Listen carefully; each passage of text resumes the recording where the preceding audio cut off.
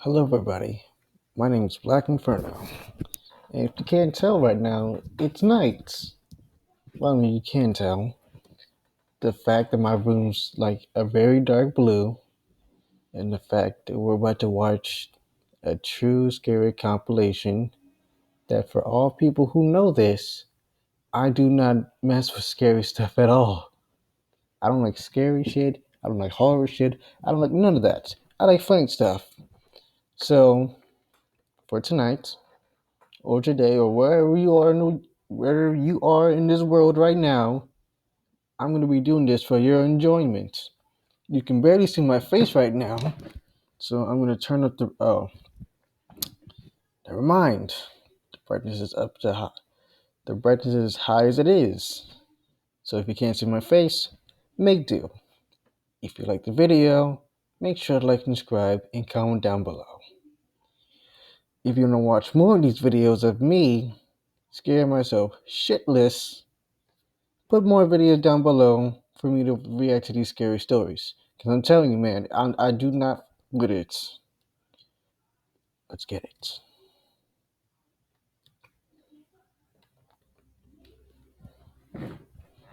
I've always had a innate Shit. Maybe, yeah, this was a bad idea. I should have never put it on loud. I should have never put it in, like, full blast.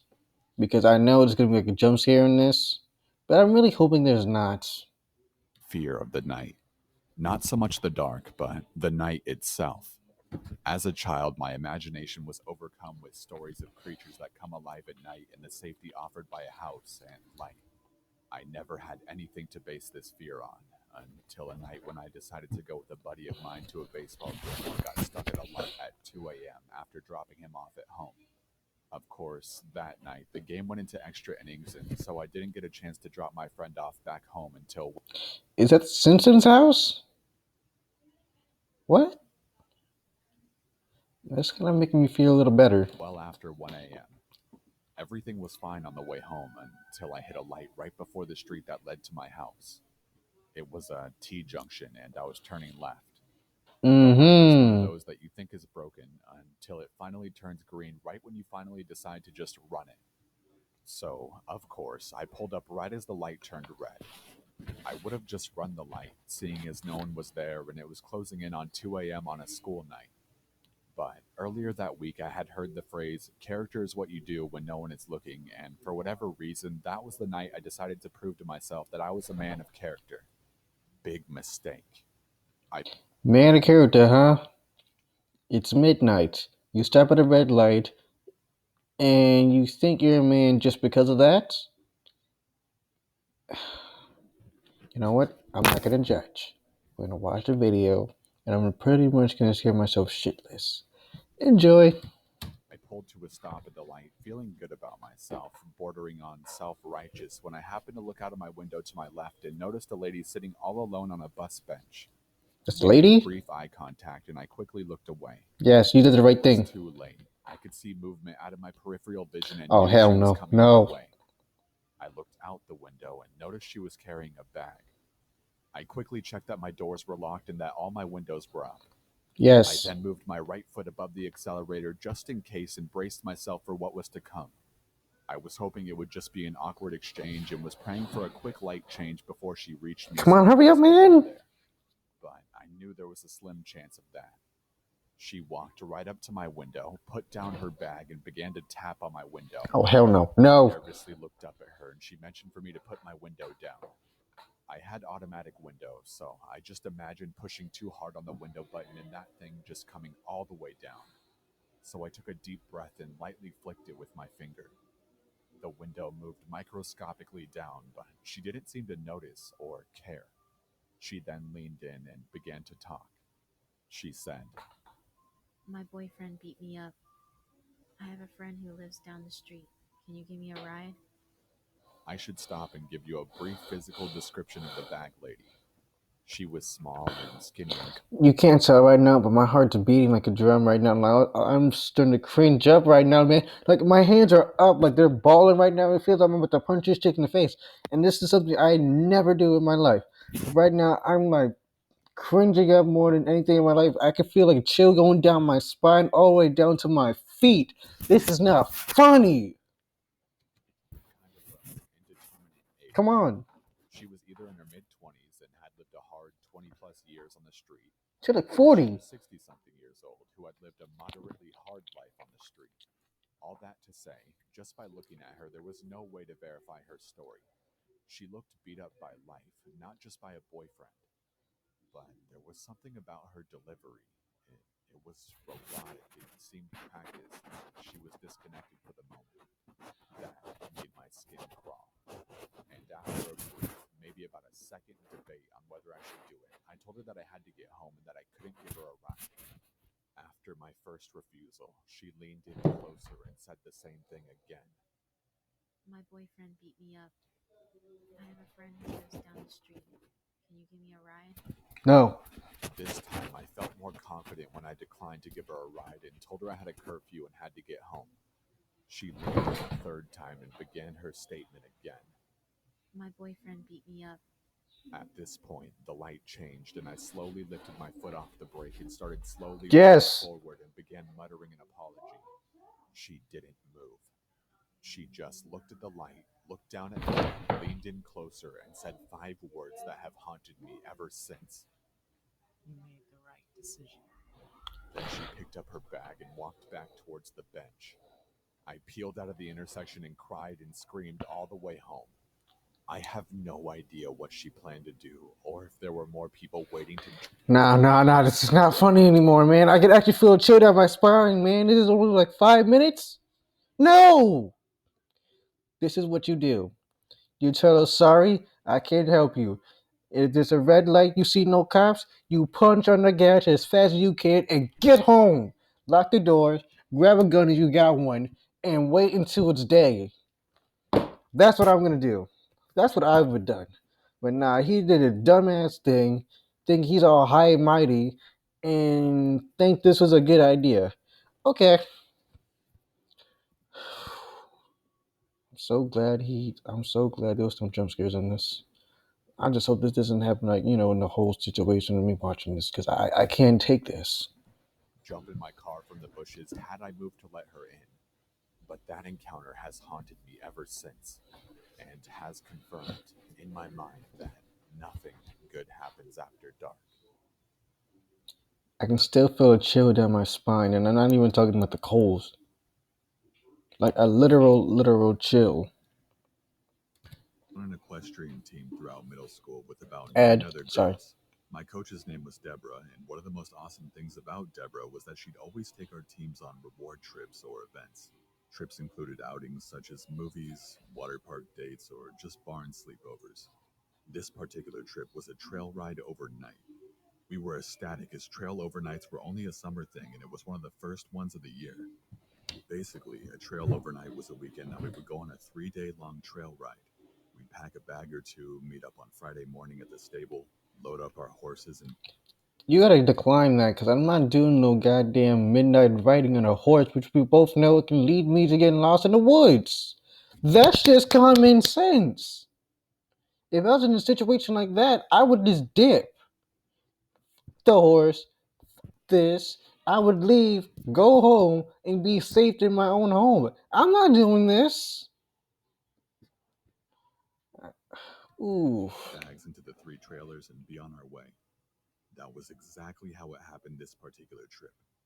Everything went exactly as it should have, and we set off to a trail near the Sleeping Bear Dunes as I live in rural Michigan. Things got odd a few hours into the trip. Up here goes that chill in my spine. 7 in the morning, so that left us Come on, with come on, daylight to come do on. fun stuff after we got settled into the campsite. Deb had us all saddle up to go along the Lakeshore Trail. Once everyone was in the saddle, we set off on a narrow, single-file-only trail that wound through some woods and eventually would lead us to an overlook of the beach. I was completely in my zone. My horse, Aries, was not. It was like he and a few other horses were sensing something that nobody else did. You know what I'm gonna say, because I can't say it because it'll probably get this video demonetized. But the horse knows what's going on. The horse knows what's going on. For all I know, there could be a goddamn skeleton in the water. There could be Jason Voorhees in there. And you think this is a good thing dipping there? No! The horse has the right instinct. He's telling you to get out of there while you still got that chance. No time for you to be dipping in the water. Come on now. And it makes it even worse because I know what's gonna happen, or at least I'm thinking it's gonna happen. But we chalked it up to being in a new place that we had never camped before. Being that Aries was a Mustang, I thought maybe his wild instincts were kicking in after a few years of being domesticated as well. That ain't no About instinct. 7 o'clock that evening, while Deb and the stable hand Carla cooked up hot dogs and the rest of us had to come back from swimming, I decided to take Aries out for a quick trot and a loop around the campsite in hopes of calming down. No. I grabbed my helmet and mounted up, not bothering to grab reins. No. Just settled in and No. just tied the No. rope to the other side of No. his halter. The No. ride went how I expected it to, with Aries acting up. Although this time his behavior was different. He didn't just seem agitated, he seemed distressed, like something was really scaring him. I looked around, no deer, no bears, Oh, no hell no. razorback No. birds, No. vikings, No. or anything. I decided to go down a little trail that would wind back up at the campsite after about Why is there a 5 light? minutes rather than just going in a loop. This is where it hit the fan. We had been going for about 2 minutes on this little trail when I started feeling funny, like we were being watched. I turned around and no You one was think? there. At one point of the trail, we came across a big boulder, and this was where Aries stopped completely. No amount of nudging or encouragement budged him. He absolutely refused to go any further. Kill the horse, run back to the camp, and hide there with a gun. This horse is not playing right now. He gave you the chance to dip. You didn't take it. What's wrong with you? Now you're gonna die. I slid off his back and tried pulling him to no avail. That's when I noticed where his eyes were focused. Oh He no. wasn't looking at me, but over my shoulder, slowly. Oh God! No! That's not funny. No, that's not funny. Oh my God. I didn't want any jump scares. This is not funny. He gave you a chance to leave.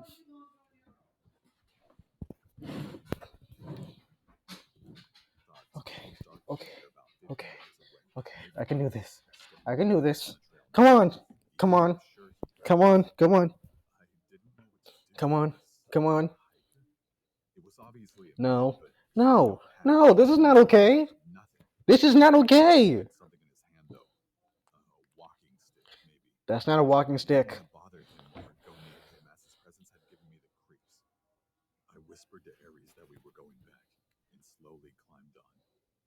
As soon as I was situated and I looked back at the man though, my heart dropped. The figure had turned towards us, watching. I could tell because I could faintly make out the zipper of his jacket. There was no doubt he had seen and heard us. No. There was no point in No. I No. offered to wait. No. What are you doing? Don't be a bother. Aries was more than happy to oblige. Oh, thank God. When I looked back again, my heart dropped even further and I froze. Do that!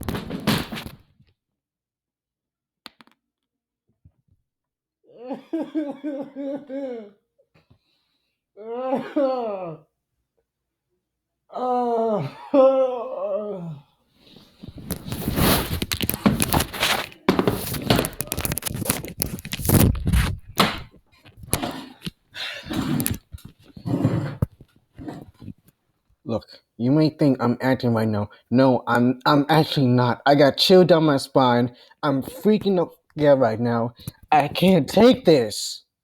Like any second, if someone walked through that door, I'm giving him the good old 1-2 and then jumping out the window. How is that my fault? You know what? Hold on, I'm coming back.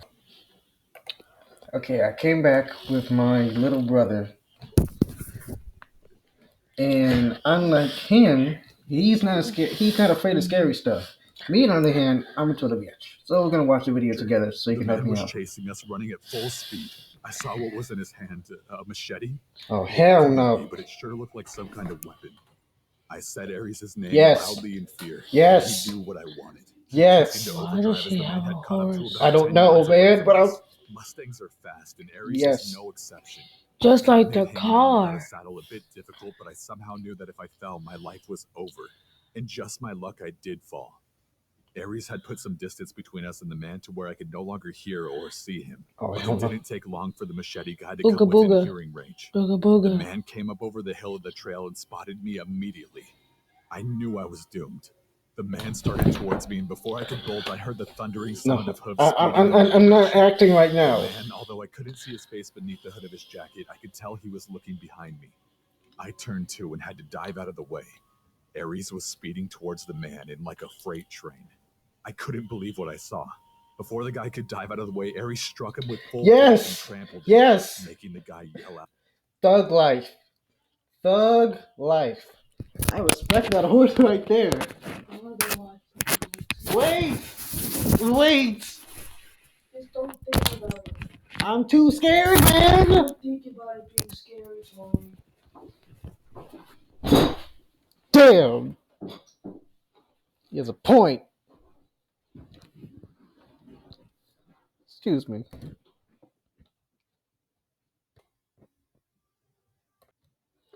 Okay, I'm back. And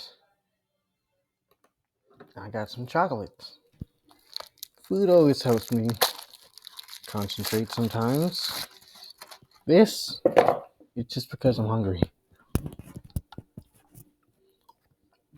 That's good. This is from Easter too. Instead of just going to calm down, I'm just going to calm down as I eat. I think this might help me. Or not, because I can still feel the chills on my spine. I don't fuck with scary shit. Okay, so. Out in pain. He lay there limply. More than likely a bone or two was broken. Ares was big for a Mustang, and being hit and run over by any horse isn't going to leave you without injury. Ares disappeared over the hill for a second, then came back and ran the man over a second time. He stopped long enough for me to scramble onto his back, and we sped to the campsite. I told Deb and the rest of the group that we needed to call the police and get the hell out of there. As soon as I told Deb, she had us pack our stuff up and get in the trailer and trucks while she called the police. They didn't take too long to arrive, as there were usually some scouting around the area we were in. I told them everything that had happened, and that the man may still be laying where we had left him because Ares had trampled him pretty badly. We didn't stick around long enough to find out, but we learned that the guy I had encountered had previously been arrested for assault with intent to kill. How he had gotten into the woods, I will never have any clue. I do know that I owe my life to my horse, as I wouldn't be here to tell this story had I not been with him. You better give him right ton supply of carrots. He did the right thing by coming back and helping your ass get out of that woods. And also, it just makes me feel a little better. It makes me feel a little better that I know I can trust my own animal to protect me if something happens. Of course, even if it did happen, which is probably not because right now we're in the quarantine. God bless to all the people who've been in a hospital for all this, and God bless to them. Or God, please find a cure for this. For one day we can all live in peace. But there's no chance of that even happening where I am right now. Of course, I'm still gonna be scared shitless and probably have demonic dreams, some shit like that. But I'm not. Yeah. Moving on. People say horses are dumb animals, but I think Mustangs are different. I think if Ares had not been wild before, he wouldn't have been able to recognize the threat. Anyway, that's my story. If there are any fellow riders out there, or even just hikers or mountain bikers, whatever you might do on the trail, I recommend you don't go do it alone. Yeah. Image. Matter of fact, that's a good message right there. Never do anything alone. Always bring a weapon with you, at least 2 to 3 people. Cause then at least you can get the jump on the person who's trying to get at you. And then after that you can call the police and get a few kicks and moving on. I'm still scared though. When I was 21, I transferred to a college in Believe it or not, right now, I'm actually sweating through my pants. I'm so cold right now that even a sweater's not even gonna, warm me up. I'm so scared right now to the point that I'm right now literally stress eating this chocolate. But more importantly, for Godspeed and for all the things I've seen in my life, I you can I'm the type of person who sees things, who has like a very good creativity in my mind, and I could imagine myself being in this kind of situation. I would shit my pants, and I'm not sorry. This is not an act.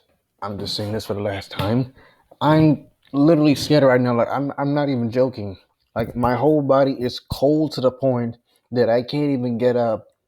That I can't even watch this video without even someone watching this with me. And you just tell my brother like watch this video with me about a few seconds. We're gonna do this. God, please protect me. Okay. I'm gonna watch the rest of this video. I checked out a room for rent on Craigslist. It was in a really nice 2-bedroom apartment. It was cheap rent and close to campus, so it was the ideal spot. The girl who lived there was 29 and her name was Beth. She was tall and wide, and she had jet black hair and wore pale makeup. Why does she have so many scars on her? Does she cut herself? Or is she part of a guild? Or, like a squad or something? You know what I mean. She seemed nice, although a little quiet, but she seemed to like me and agreed to let me move in. So far, so good. My first night there, we went out for pizza, and that's when I could tell that something was a little bit off with her. Throughout dinner, she kept telling me how much I looked like Shia LaBeouf. I didn't know what. Was she brainwashed? Because it's so. I'm really starting to get. I'm not joking right now. I actually feel so cold. My body is literally producing something so cold that it's going through my whole body. My mouth, my arms, my legs, everything. And my whole room is hot to the point that it's not even windows open. Shia LaBeouf? Shia LaBeouf. What? Okay. to say, so I just shrugged it off with a thanks. I mean, I look nothing like Shia LaBeouf, so it just didn't Who? make any sense to me. When we got back home, she asked if I had seen her room yet. I said no, and she took me to see it. Her walls were covered in posters of Shia LaBeouf. She had even printed out photos of him all over her mirror. She Oh, okay. So she's a fan, a crazy fan at least, because she's the same person who played in about 3 Transformers. If you've seen the movies, so I know what you're talking about. Then never mind.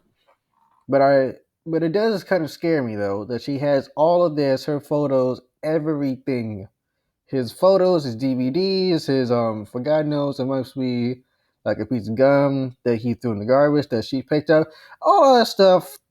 That just seems kind of a little creepy to me. And I'm not saying I have fans on me because God knows I probably don't. For all I know, this whole world not even know I still live. But it'd be creepy enough to me if I knew someone was picking my gum after me, like putting it into like some weirdly fan collection. You know what I mean. owned all of his movies. I mean, I didn't know what to make of it. It was creepy. The whole night Yep. she had been saying I looked like him, and now it's obvious to me that she's obsessed with the guy. A few weeks passed, and I never really saw her that much. We didn't spend any time together, really. She would come home from work and practically run to her room. She would spend the whole night in there. She had this really creepy, high pitched giggle, and I would hear her giggling through the walls at night. I wondered what the hell she could possibly be doing. Occasionally, she would come out and talk for like 2 minutes, and then she would always be slurring her words. So I suspected she was drinking a lot. Sometimes she wouldn't say anything and she would just stand in the hallway and watch me in the living room.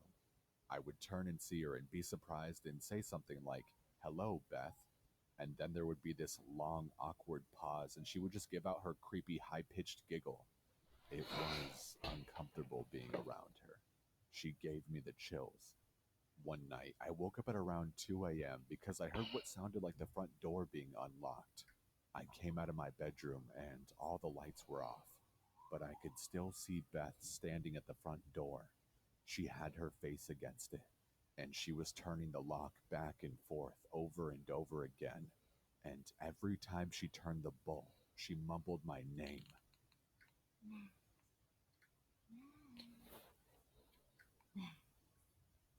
Seeing her standing in the dark and mumbling my name really freaked me out. The hell it does. She kind of looks like a bigger version of the girl from The Ring.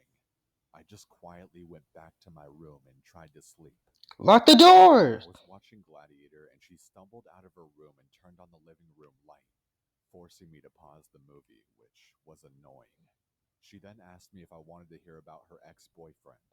It was an uneasy segue into the topic, but I just said sure and then awkwardly sat back to listen to her. 10 minutes into her story, and she was extremely riled up. She was screaming at the top of her lungs about their breakup. I was worried that the neighbors were going to call the cops, and she wasn't listening to me when I was asking her to lower the volume. Amidst all of her screaming, one thing she said really freaked me out. She was in such a fit and she yelled that she'll slit his fucking throat. Whoa. That was a big game changer. Suddenly, I had no idea what this girl was capable of. I mean, she was practically a stranger, and everything I had seen was becoming alarmingly disturbing. After a few more minutes, she told me thanks for listening and started doing her giggle. I got out of there pretty fast and went to my room to go to sleep. I had a pretty unsettling feeling about being in the house with her. And what's worse is that there was no lock on my bedroom door. I pushed the edge of my dress. Get the fuck out. Now. In front of it to act as like a little barricade. I woke up in the middle of the night to the sound of my dresser scraping against the floor. Beth was pushing the door open. I turned on my light, shouting at her to stop.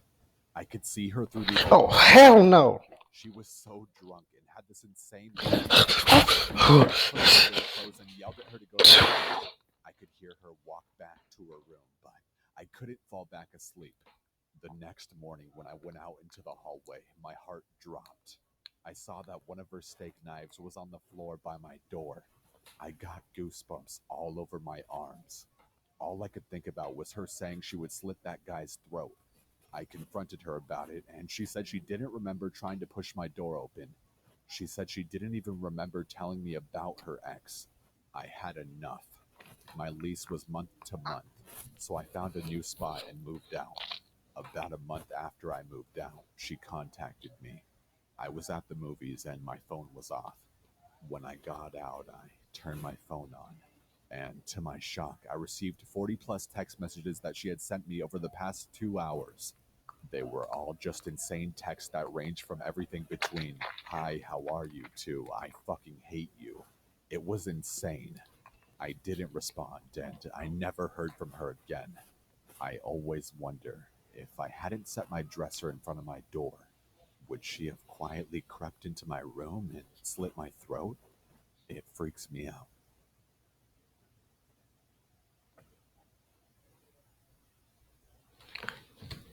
Wow. Just lesson for advice for people who are in college or just, live alone. If you have a roommate, make sure they're not the, crazy type. And always make sure to be concerned. I don't really know how to put this into words because it's kind of hard for me to say because I live with a family, including us, that would be four and also three animals, and we live in an apartment. But I'm just saying, if you live alone and you want to invite a roommate or someone like that, make sure to get a background check to see if she's on drugs, does she like drink, is she, crazy or not? Did she have like, a disability, something, just to make sure for your surroundings and for your well-being. I'm only saying this so you don't, have to find out the hard way, just like when I had to, just like right now when I'm watching this. Like my, like, just be careful, everybody. Just be careful.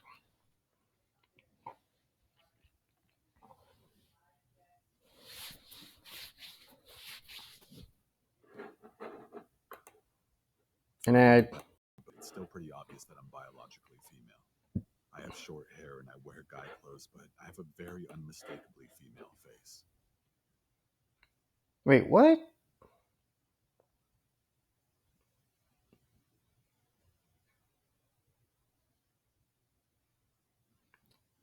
Okay, we're gonna press on because my heart is literally beating right now. I cannot take any more of this. So we're gonna press on. We're pretty much gonna get scared, but at least I'll get through this video with you and with me intact. Okay. I also live in a very religious area, so it's not a very common or accepted thing. One of our neighbors is a priest, but he's very accepting, and his house is a bit like a second home for me because I think of him like one of my grandparents, and he sees me as a grandson. Anyway, I was walking home from school during the winter a few years ago, and it had started snowing. Needless to say, it was pretty damn cold, and I was miserable. The wind felt like it ignored my clothes and chilled me right to the bone. It was hard to hurry because the freezing wind made my muscles really stiff. I was only maybe a quarter of the way home when a car slowed down and pulled up next to me. It was just a little old lady. She looked nice enough, and at this point I was willing to do anything to get out of walking another 3 miles in the cold, so I got in when she offered to give me a ride. It felt a hell of a lot better in that car than it did to walk. She was very nice at first. She prattled on about how her grandchildren went to the First, same school as me, talked about how lucky we were to live in such a nice Christian community, and so on. When she started on about being a good Christian, now I'm not saying religion is not all bad because it is. God, respect the Lord Jesus Christ and God Himself. You know what I'm talking about, big man. But how's it blessed to be in a good Christian area if you don't know them very well? Sure, they can be all goody two shoes on the inside, on the outside, but you don't know what's going on in their house in the inside. I'm just saying. I'm not saying religion's not bad. That's not what I'm saying. But I'm saying you better be careful about who you're talking to and who you're surrounded by. about how much she loved Jesus, I was a bit uncomfortable, but I didn't say anything. After all, even though I'm not a Christian myself, it isn't my place to say anything about religion. Really? In some way, I really hope that he or she gets this jump scare out now. You don't believe in God, Jesus?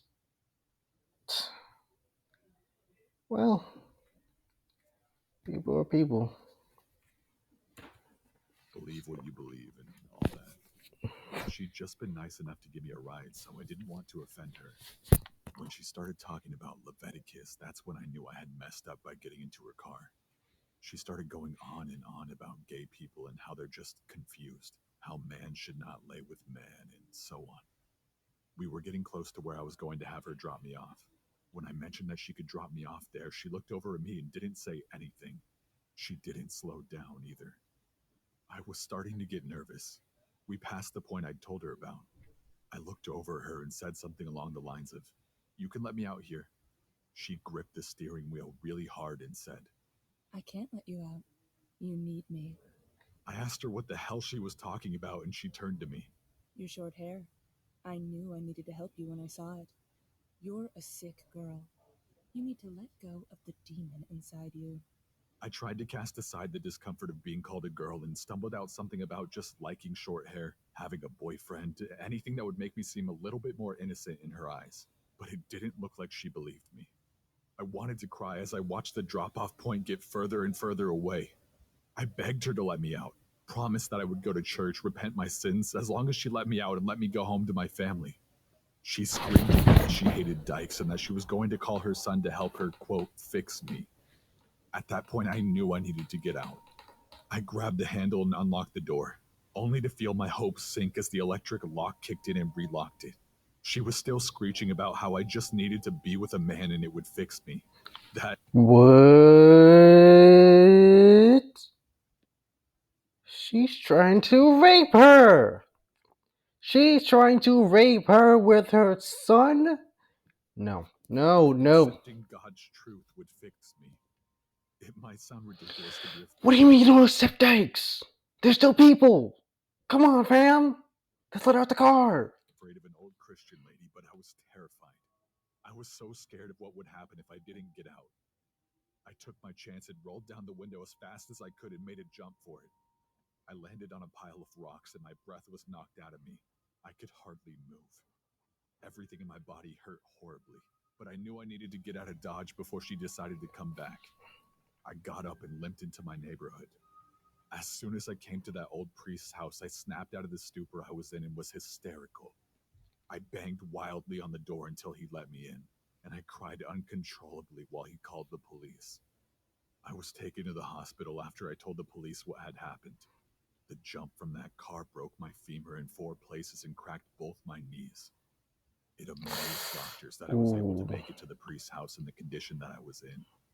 I've never seen that lady again or her car, but since then I never walked to or from school alone anymore. I can only hope nobody ever got into her car again.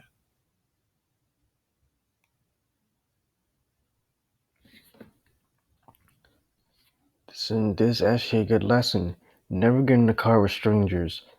Anywhere in the distance, if it's hot, cold, snowing, raining, all that stuff, just take your chances and just go home.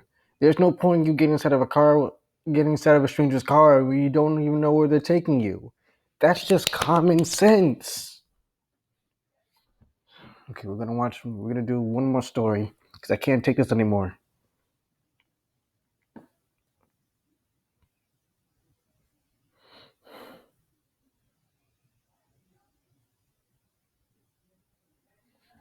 So, I've been watching a YouTube series about deep web exploration. I won't name this series or the channel it belongs to. I mean, I'm not getting paid for advertisements. Deep web? Oh wait, hold on, there's an ad. Dirty. He did it fast and that's suspect. And he's also doing the deep web. Everybody knows if you're on the deep web doing something, it's not going to go down very well as you're suspected. But let's move on. Much research on what not to do. Big mistake. Let me tell you right now, using Windows on the deep web is a bad idea. That much I did. It is. Easy to get hacked that way since it's the most prominent OS. I know you can boot up a live USB on a Linux clone OS. I mean, a simple Google search can tell you how to do that. It's not as difficult as it sounds. But I figured if my laptop gets hacked, I'm screwed. I can't exactly afford to just buy a new one right now. So I thought I'd be smart and use my Android tablet. What a genius, right? Yeah, I know. I'm an idiot. So a few VPN apps later, and I'm surfing the deep web, looking around like a little kid in an adult store. I have no clue what any of it means, but I'm interested in it all. I'm aware you can find a lot of snuff in pedo rings, so Okay, I'm not doing this. This guy's pretty much just a creep and wants to see some booty. Okay, if you like the video, make sure to like and subscribe and comment down below. If you want to see me more scared, you want to see myself scare myself shitless, comment down below some more videos for me to react to. For the first video that's in the comments down below, I'll react to it immediately, and I'll give it high notes about how good and bad it was. Who cares? Just make sure to like and subscribe and comment down below this video. Want to see the original video? Make sure to put in the description down below. Make sure to go see my gaming channel. I'll probably make sure to put that in the description down below. But until then, I'm out.